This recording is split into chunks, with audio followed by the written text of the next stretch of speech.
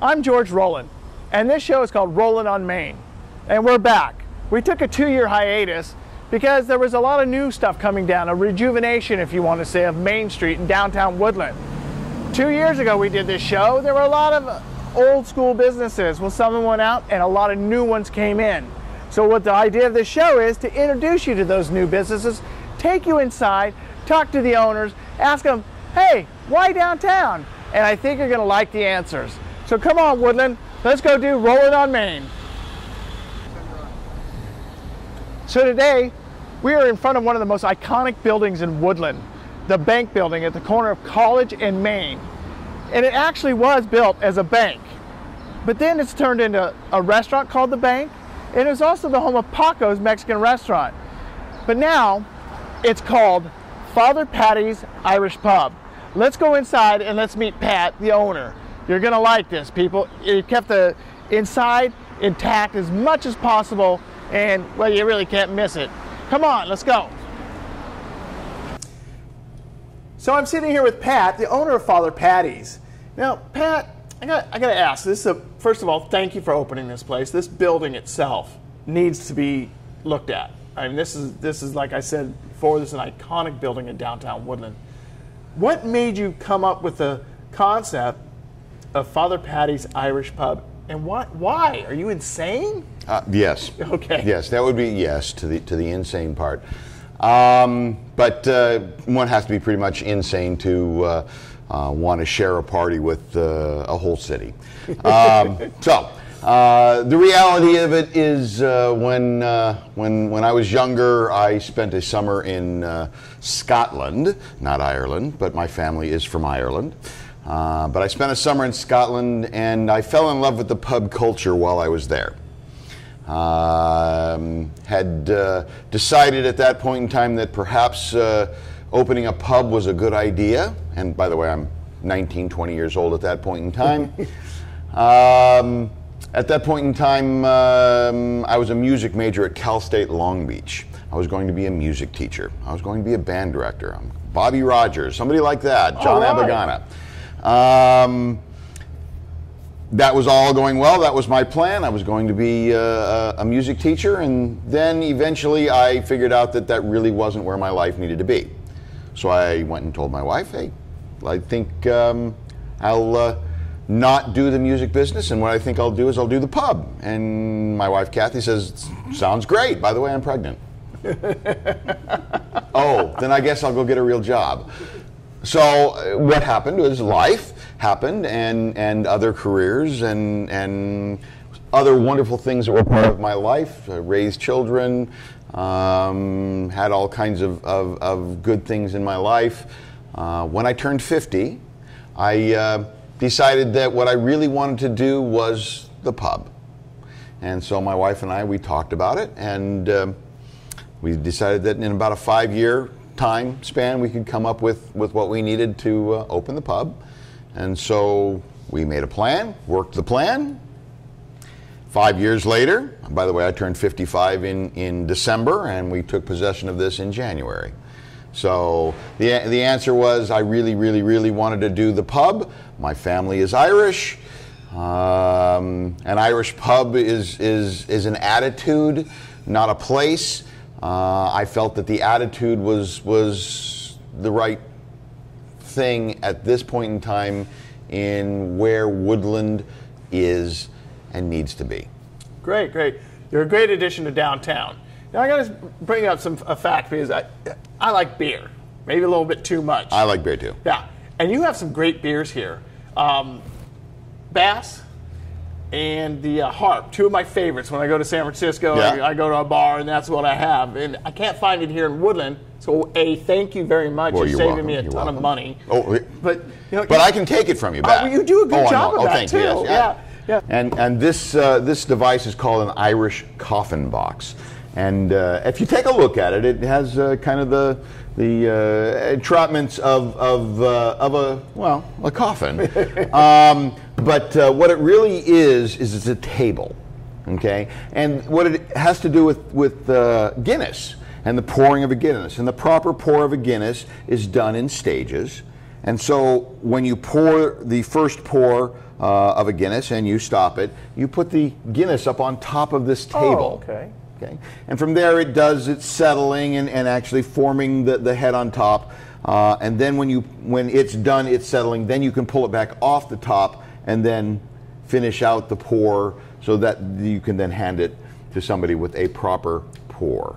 Oh, perfect. Okay, so there's a reason for that. There's a purpose for this thing other than the beautiful look of wood. Right. Now this is the norm in an Irish pub? It is a very common thing in an Irish pub, okay, yes. Is this Irish coffee the norm in an Irish pub? Absolutely. Okay, so what I'm getting a sense of is there's a lot of authenticity here in this pub, right? We are doing our best to make an actual pub feel. Now, a pub is an attitude, not a place. Okay. Okay. And that attitude has everything to do with community and comfort, and a non-hurried feel.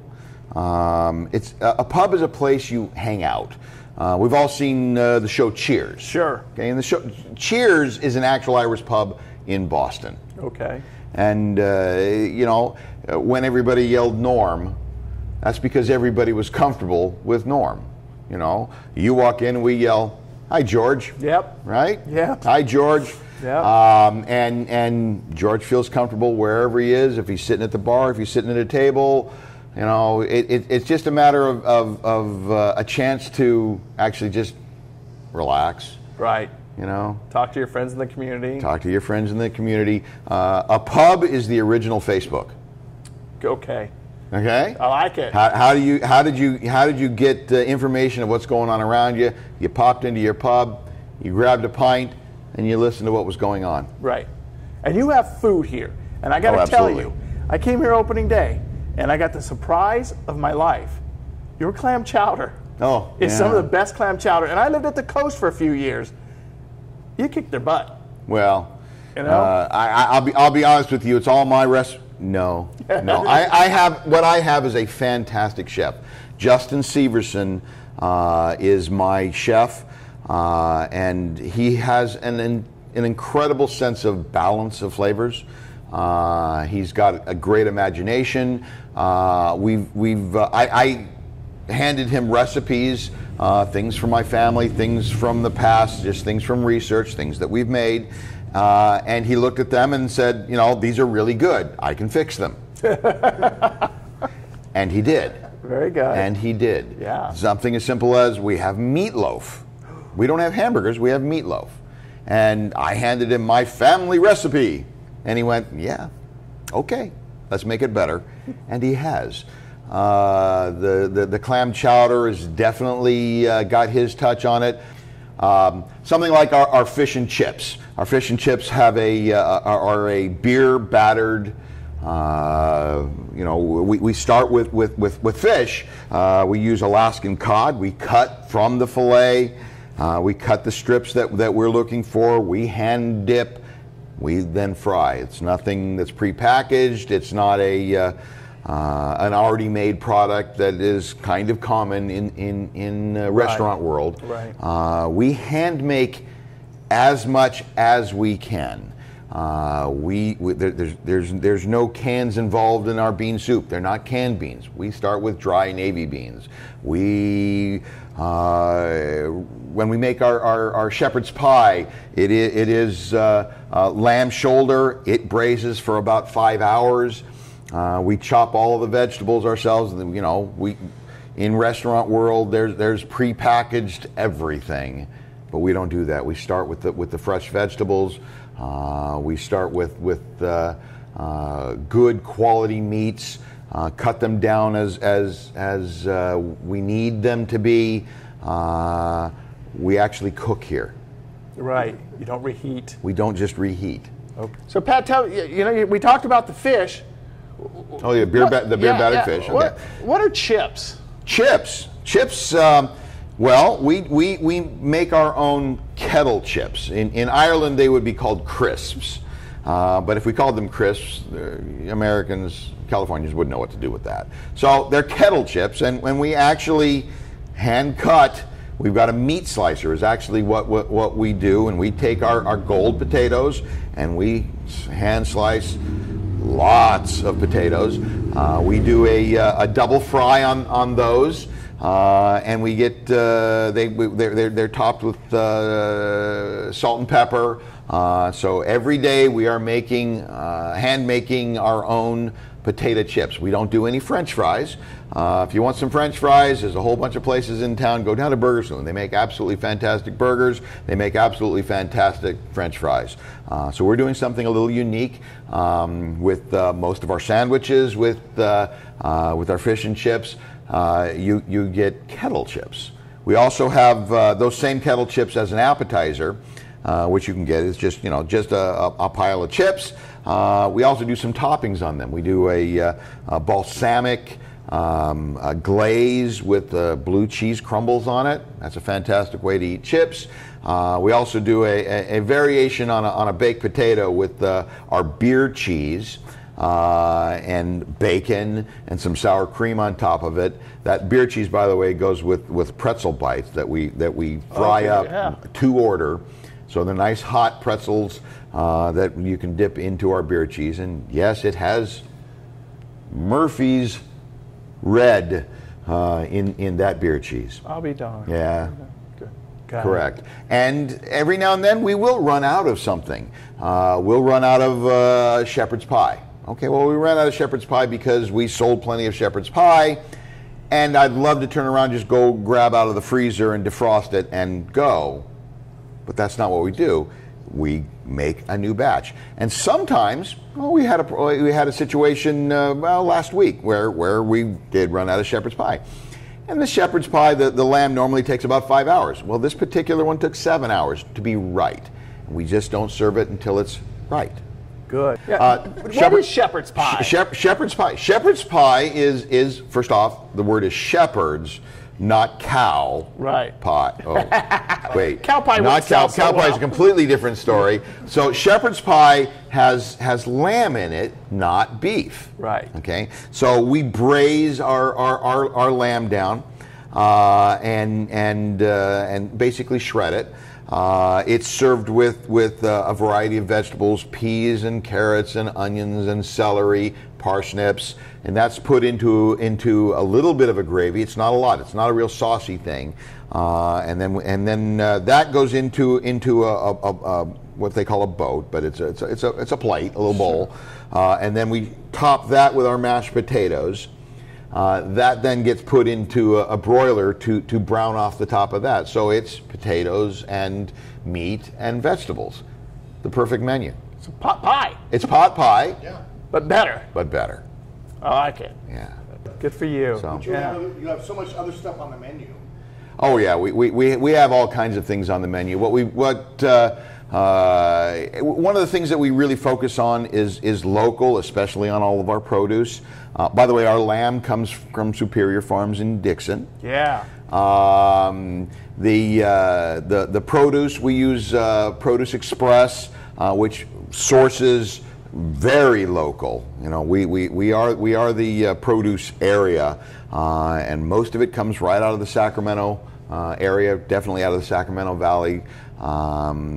And we try to keep as local as we can on our products. Yeah, we've got all kinds of Irish dishes. We the fish and chips, bangers and mash. Our banger actually comes out of Fairfield, of all places. I'll be darned. We searched all over the place to come up with a good banger. A banger is a sausage. It's a pork sausage. The history on a banger is kind of interesting, but it has everything to do with World War I and meat rationing. And during World War I in Britain, they created a sausage that actually had a bunch of bread in it. Oh, really? Okay, and that bread was all ground on in, and as the pork sausage would cook, the oils from the pork would get into the bread would expand, and it would crack the housing in the pan, and it would bang. I'll be going to that's why a banger is called a banger. They still do have some bread product in it. It is actually part of the feel and texture that makes a banger. It's actually a very fine grind, and it's kind of a softer sausage. Our particular sausage actually compared to an actual Irish. If you went to Ireland and got a banger, they're actually a little more mild in flavor than the American palate really wants. I found this particular sausage, and it is got all the classic flavors. Definitely has the right texture, but the flavor profile is turned up just a little bit, and I think it actually fits the California American palate just a little bit better. People do really seem to love it. I've had people from all over Britain, Australia, definitely Ireland, and I says, well, so how's the banger? And their answer was, you know, it measures up. Very good. It measures, and by the way, from somebody from Ireland who says it measures up, that's a big statement. Hey man, that's the goal, right? That's the goal. Yeah, yeah. The Whiskey Vault. Well, the Whiskey Vault, that's my personal play toy. I'm a flavor snob. You know, I use that word snob. It's okay. I'm kind of a foodie. I enjoy and love unique and interesting flavors. To me, whiskey, of all of the alcohols, and I include wine into that, has the most diverse sense of flavors. You know, the flavor profile varies greatly from one direction or another. You know, wine has the same kind of thing. It's quite diverse sense of flavors, and you know how and what you would taste when you're tasting them. A lot of people know their wines. We have an absolutely fantastic wine bar, Uvagio, right down the street. Sure. You want to go do the wine thing, please go down and see them down there. They do a great job. Yep, Andrew does a fantastic job. Andrew what a fantastic guy he Yep. is. He's definitely got a good palate. He knows what he's talking about. You ask him questions about you know, directions that you might want to go because I liked this particular wine. Where can I go now? He's got it. Good. He's really good. But I'm kind of trying to do that same thing with whiskey. There was a vault here in what was the old bank. It's an old bank. And we turned around and says, well, what are we supposed to do with that? And a few friends of mine had suggestions. Some of them I took, some of them I did not. Actually, Al Eby down at Blue Wing Gallery, Sure. he and I were talking about it, and he goes, man, the Whiskey Vault. And I looked at him and I says, the Whiskey Vault? That is a fantastic idea. So I thank Al on that one. Very good. But what we did is we turned it into a whiskey education and tasting room. So what I do is I do a lot of teaching about what whiskey is and discern people's flavor palates, the types of things that they eat and drink that are not necessarily, well, I ask questions about coffee. Do they drink bold coffee? Do they drink mild coffee? Do they cream it? Do they only drink Irish coffee? By the way, Irish coffees are good here. Yeah. So we question their palate and find out the directions that they might like, and then I try to pair them up with some whiskeys that work for them. I had the question last night. So, what is the best whiskey? And my simple answer: the one you like. Good for you. It's the cost of it, the age of it, the particular make of it, the brand of it, any of that doesn't matter. Do you like it? Is all that really matters. Right on, Pat. Way to go, man. Yeah. So we go through and we find out what flavor direction you might want to go, and then we try them off. I serve by the ounce in there, okay, rather than the shot or the pour. Okay, an ounce is called a taste. A shot is 1.5 ounces, and then a pour is generally 2 ounces. If you go to most restaurants and order a scotch on, I'd like a glass of scotch, it's generally considered a pour, so there's 2 ounces of liquid poured. Well, that's great. That's a good drink. It's a great way to do it if you're going to sit down and drink something after dinner or something like that. That's just a fantastic way to do that. But if you're here tasting, you're trying, do you really need 2 ounces? No, not really. If you've got an ounce, you can taste across on that. There's enough in an ounce for a couple of people to taste across. Right. And there's no problem with sharing. And then because you only bought 1 ounce, well, you might have room inside of you for another one, and a different one, and a different one, and a different one. The other thing about it is I've made it affordable. Good. The whole concept there is, 2 ounces costs X.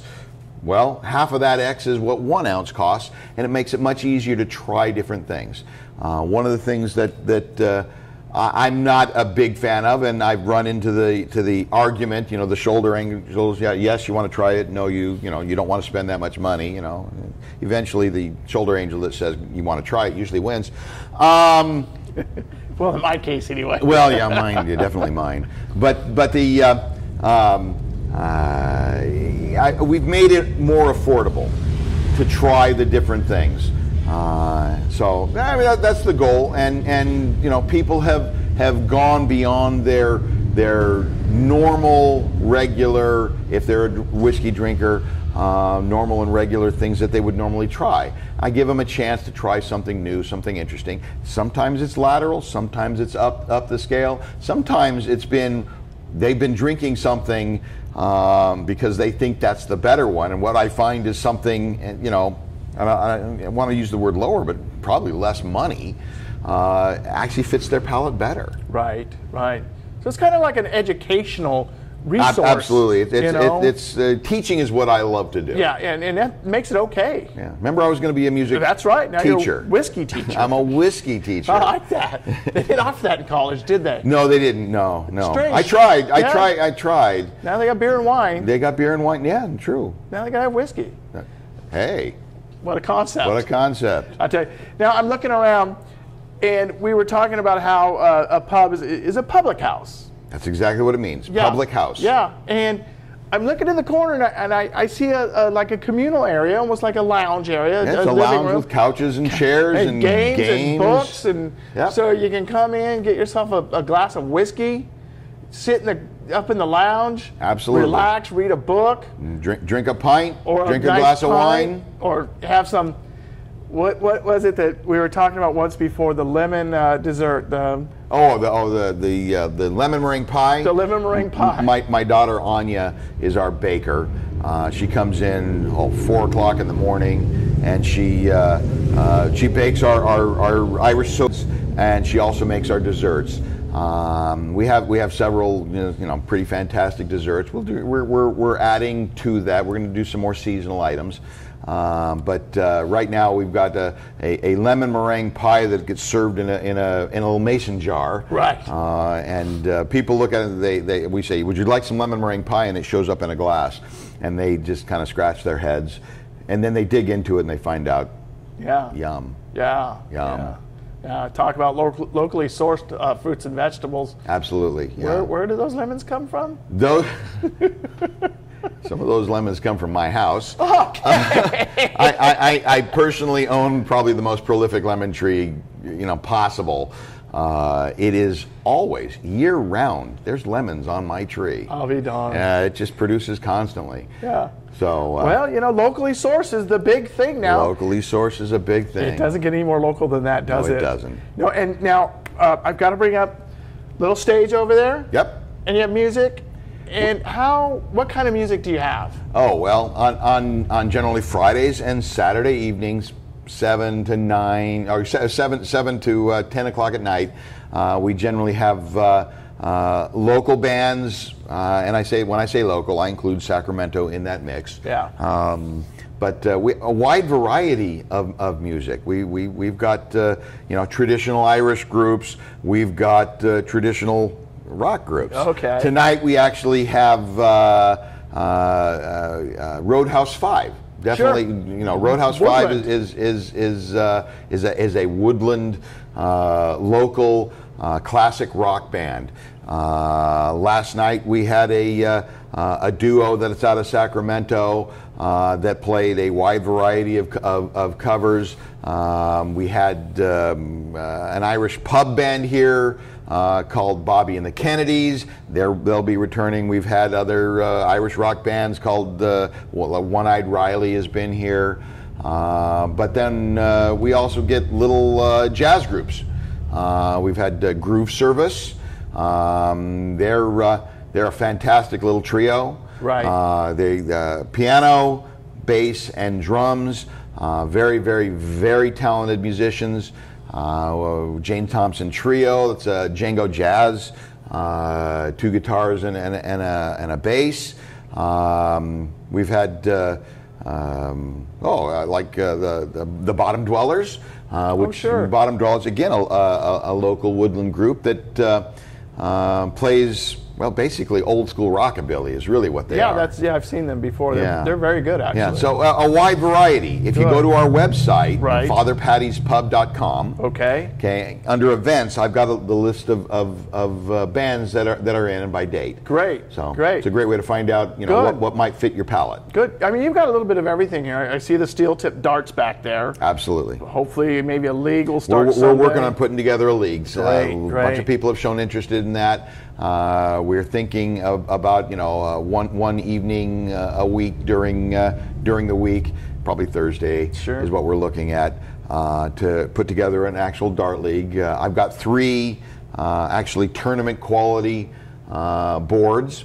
I've got an area set aside specifically for it, and yes, they're real steel tip darts.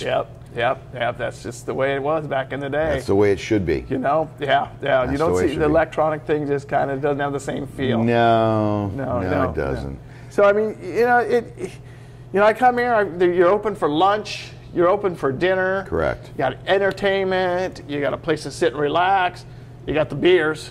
Yay. Got the beers. Got the whiskey. Copper top bar with a stainless steel edge. Yeah. An Irish coffin box. I don't know how much more authentic it can get. It's kind of, it's fairly authentic. We're trying. Thank you so much for coming to Woodland. I want to ask you one more question, but maybe not one more. I think there's parking. I asked this question on the internet. Sure. How is the parking? You getting a lot of complaints? No. Good. No. Parking, when you're in any kind of downtown area, parking is an issue, shall we say.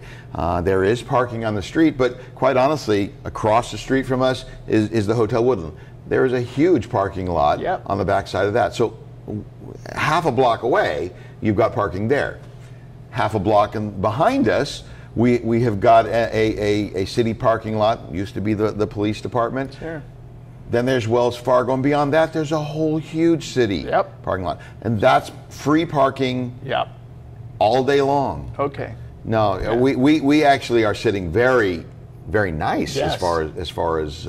I think so too. I think that way of all of downtown. There's public parking behind almost every building. So, pretty much. Yeah. So folks that I can't find parking, that's no longer an excuse. It's not walk a block. Yeah, walk a block. If stagger a block back to your car. Or call a cab or the Uber. Yeah. Uber.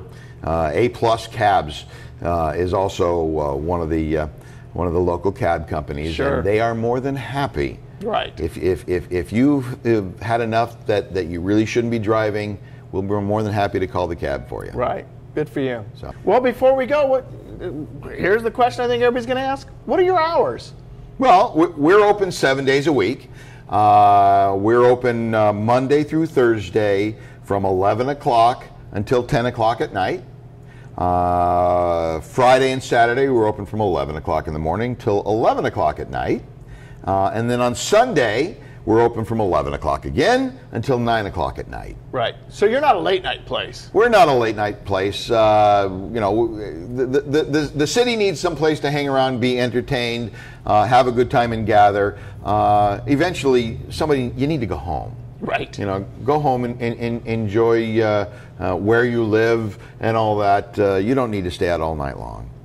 Nothing happens good after. Nothing good happens after 11 o'clock Right. in an alcohol environment. Right. There you go. All right, Pat. I'm going to keep drinking my little Irish coffee.